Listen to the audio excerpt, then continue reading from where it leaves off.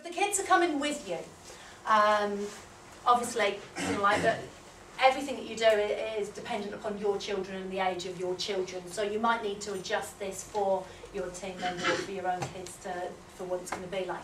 But delegate responsibilities to the children. What about, you know, like if you're going to do a customer base, a new car, you can have one child dedicated, but look after the car.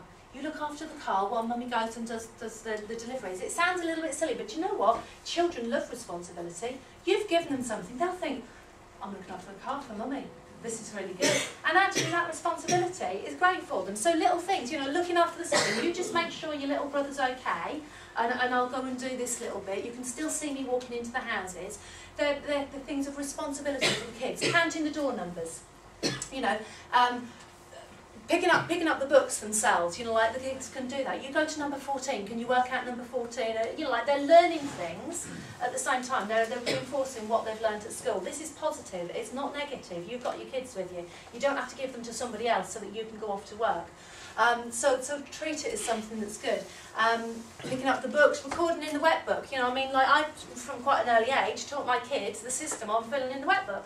I know that a 5-year-old can fill this in correctly. I know a 25-year-old sometimes can't. Let it be practice for you for teaching someone a really, really simple system, but filling the wet book in. They can do that, and it really helps you hone your skills on teaching someone in basic words how to get something across. Competitions, I've always used this with my kids. I've got 2 kids, so you know, let's have a competition between them. Who gets the highest order? Who can be back to the car fastest? Can we, I mean, I've always noted, you know, like how long it takes to deliver and collect. You know, it normally takes me on my customer base, it'll take me 4 hours. When I do it with the kids, I say, come on, let's see if you can beat mummy doing it by herself. And we do it quicker with the kids, not slower, because there's a competition. They know how long it normally takes me, and I congratulate them when we've done it faster than that. So, you know, little competitions that are relevant to your kids. It doesn't have to be monetary kind of like reward stuff. It's just, you know, I came first. You know, I got back to the car first. What about games when you've got the kids with you? You know, I mean, you can do I Spy. You can help them with their observation skills while you're out and about. When we've always done red mini, yellow mini, you know, this is a mini incentive. If you're going for tickets in the draw for the mini, you know, your kid's going to be looking out. Who sees the mini first? You know, like one of them has a red mini, one of them has a yellow mini that they have to see.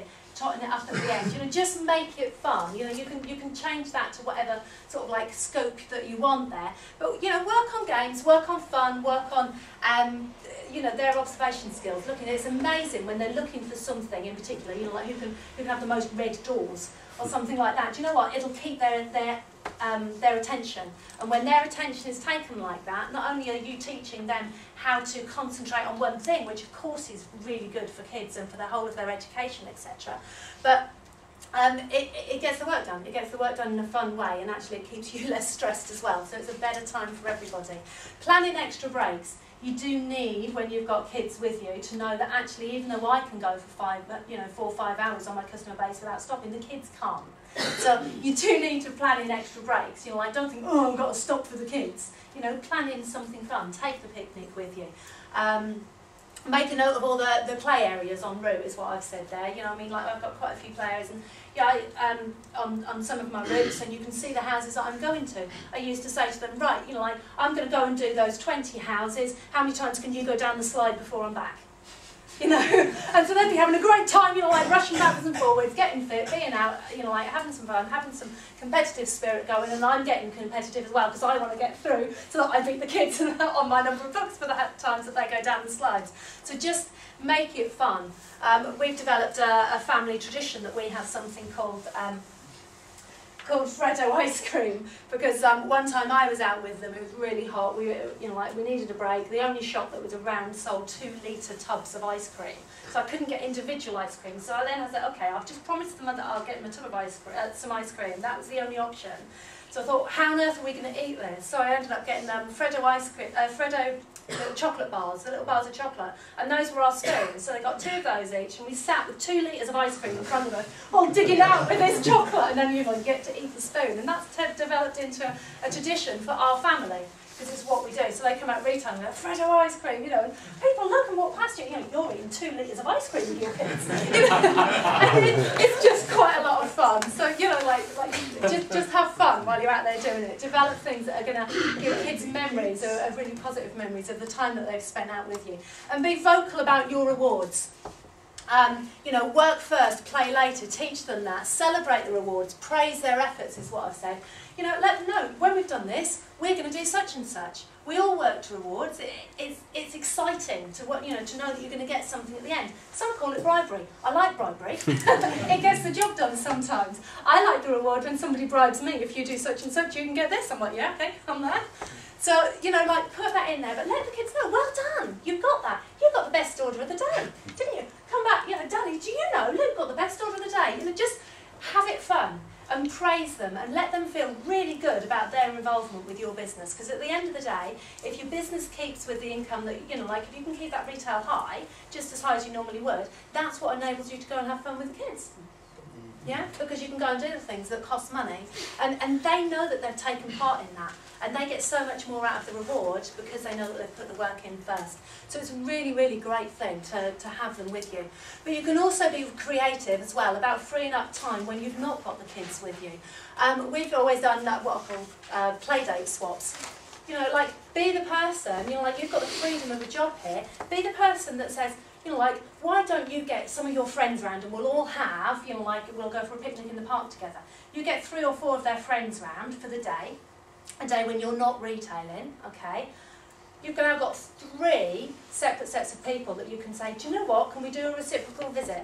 And they go to theirs to go and play, the kids are having great fun, you've now got child-free time to go and do some retail. Yeah? But it's only cost you 1 afternoon yourself because you've had several kids there all at once. So, you know, be creative about that. Give the kids a great time, give yourself a great time. Something else I used to do as well, what I've called first sweep, before or after the kids are awake. Normally I used to do before the kids were awake. When Doug was working, he used to leave sort of between 7:30 or something in the morning. So I would get up an hour or so beforehand and I would go around on my bike and I would do what I would call a first sweep. If the catalogue was out, I would pick it up straight away. So I would get maybe 50 catalogues out of the way from my pickup that I then had to do when the kids are with me. Does that make sense? So when the kids were with me, there were 50 less books to have to pick up with them because I was doing the first sweep. And sometimes, you know, once the kids were asleep in the evening, you know, like Doug would get back maybe 8, 9, 10 o'clock, whatever it was, depending on what he was doing work-wise. And then I would go out and just drop off the last, you know, some of the catalogues or get ahead for the next day. So I would do some stuff without the kids to get ahead, so when they were with me, there was less time involved. Use play schemes, sports centres and swimming pools. There's loads of fab things that happen for the kids over the summer. Some of them are free, some of them just subsidised. Use them. When Luke got to 8 years old, you can leave your children in the swimming pool when they're 8 years old to the care of the lifeguard. So it felt really weird for me, but I realised actually that was okay to do it.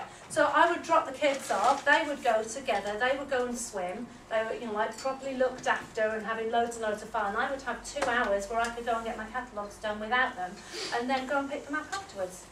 Everyone, win-win. So, you know, like there's loads of things out there that you can do that just give you little bits of time to go and do extra stuff without the children if you want to do that. And then doubling up whilst the kids are on either sleepover or away with the family. If your child's going to go for a sleepover, plan to go and double up on what you're doing. So actually you'll do 2 weeks worth now because you know that the children aren't with you.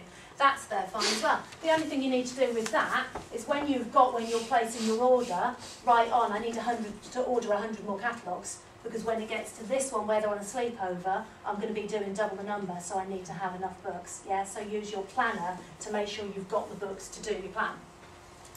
And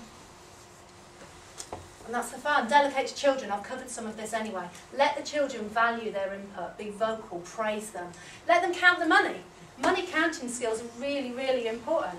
Let them do it. They absolutely love it. And you'll make these lovely little piles and, you know, you can teach them maths skills and they can enjoy maths skills and they can see the reason for maths skills. I taught my kids how to fill in a gyro slip, you know what I mean? Like, they were like probably about 5 and 7 when I was teaching them to do that. These are skills for life, you know, like you're giving them extra by doing that. Handed over the products to the customers, you know, so when you go and do the deliveries, the kids get things. Do you know what? they normally come away with a little bit of extra money as well. So my kids love it, because when they come like doing the deliveries with me, they come back and say, I've just earned £5. You know, £5 to a small primary school child is a lot of money. And they can do a lot of stuff with that. Adding up the orders, you know, I mean, like Luke loves numbers and calculators and things. You know, get them to have their calculator. Their job, as they're in, you know, like in the car or whatever, is to add up the numbers, so they can do things extra. It's augmenting what they would normally do with their education, and they're having fun while they're doing it. So let them do that. You know, I mean, like I've just put about the chunking method. You know, like Emily, she was learning. You know, like how you sort of look at it and you go, oh well, that's roughly 5, and that's roughly 10, and roughly 15, and you know, like adding it up like that. So it's just doing the same as what they would do at school, giving them a real reason for it. Putting the catalogues together, obviously the kids can do that with you. Make it into a competition, who can do it the quickest, who can do it the neatest. We just have to be very specific when our kids were doing them and say, no, that one's not good enough, it's got to look really good. This is about giving the best for the customers, teaching them customer care. And then they ended up doing it right. They were absolutely fabulous at it. You know, give them a reward for that. You know, like you do so many, and then we'll go and do such and such, or you know, like the first one to finish the box. You know, like you get to choose the video. Do you know what I mean? It doesn't have to be monetary. Kids don't always work on a monetary thing. They work on attention. So give them that. You can pay your children. We don't tend to have done that, to be honest. But you know, like I mean, you can pay your kids to do some of the things if you think that's appropriate. Stickers on order forms, stickers on the catalogues. Kids can do that even when they're little. Pack and stack.